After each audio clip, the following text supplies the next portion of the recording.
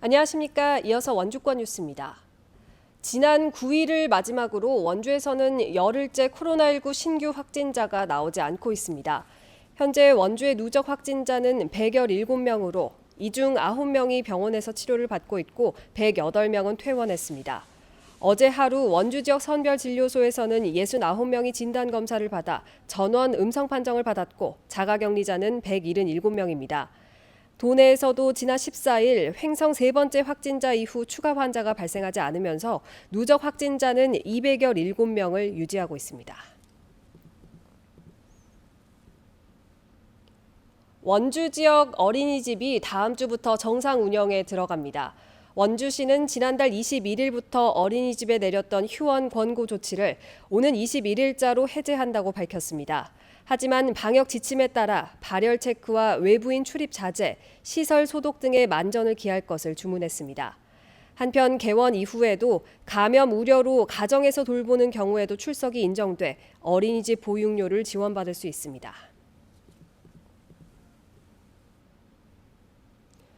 코로나19 확산 방지를 위해서 추석 연휴 기간 원주 추모공원의 추모실 운영이 중단됩니다. 원주시 시설관리공단은 오는 30일부터 다음 달 4일까지 원주 추모공원의 추모실과 휴게실을 폐쇄하고 봉안당은 출입과 참배 시간을 제한하거나 통제합니다. 비대면 온라인 성묘는 오는 21일부터 이하늘 장사정보 시스템으로 이용할 수 있습니다. 다만 추모공원 내 화장시설인 하늘나래원은 추석 당일인 10월 1일을 제외한 나머지 기간 정상 운영합니다.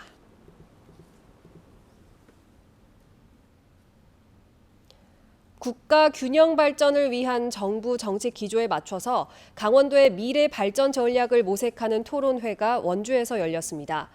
민주당 균형 발전 행정수도 완성 태스크포스가 전국을 돌며 여는 이번 토론회에서 강원연구원 류종현 의원의 주제 발표와 참석자들의 토론이 진행됐습니다.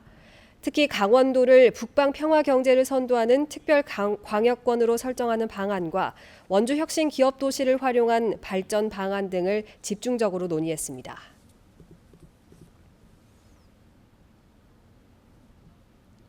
횡성 호수길이 유료로 전환되고 입장료 전액이 관광 상품권으로 풀리면서 지역 소비 증진 효과를 거두고 있습니다. 횡성구는 지난 13일 횡성 호수길이 유료로 전환된 이후 5일 동안 2,000명이 방문해 입장료 2,000원이 전액 관광 상품권으로 풀렸고 갑천 지역에서 3배의 소비 효과를 본 것으로 파악하고 있습니다. 이에 앞서 지난달 개장한 루지 체험장도 관광 상품권 4천여만 원이 우천과 안흥에서 소진돼 침체된 지역 경제 활성화 역할을 톡톡히 하고 있습니다.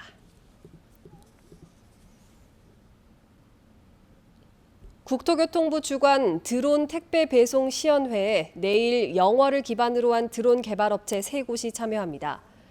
평소 영월 지역 공역과 드론 전용 시험장을 통해 개발하는 업체들은 국토부가 본격적으로 추진하는 드론 배송 서비스 구축 서비스에 참여합니다. 영월구는 다음 주 영월에서도 드론 배송 시연을 열고 드론 특구 입지를 다질 계획입니다.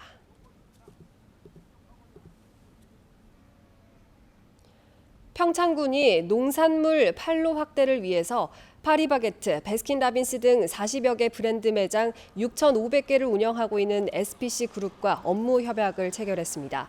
이번 협약을 계기로 평창군은 감자 등 공급 농산물 품목을 확대하고 계약 재배를 통해 공급량을 늘릴 계획입니다. 한편 평창군과 SPC그룹은 지난 2010년 평창 동계올림픽 유치와 농산물 공급 등을 위한 업무 협약을 체결해 딸기와 양상추 등을 거래했습니다.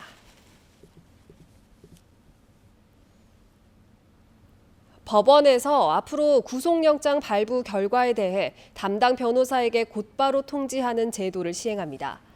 춘천지방법원은 구속영장 피의자 신문에 참여하는 변호인에게 피의자에 대한 구속영장 발부 결과를 문자 메시지나 이메일로 통지하겠다고 밝혔습니다. 당초 법원은 검찰 측에만 구속영장 발부 결과를 즉시 통지해 변호사 사이에서 불만의 목소리가 높았습니다. 강원지방경찰청이 가을철 도내 관광객 증가에 대비해서 다음 달까지 도내 도로에서 이동식 카메라 과속 단속을 강화합니다. 고속도로와 국도, 자동차 전용 도로 등을 대상으로 도내 253곳에 있는 무인 단속 시설 가운데 카메라가 없는 곳에도 수시로 돌아가며 이동식 카메라를 설치해 단속합니다. 이와 함께 시설이 파손되거나 낡은 곳을 점검하고 일부 단속 시설은 재배치할 예정입니다. 뉴스를 마칩니다. 고맙습니다.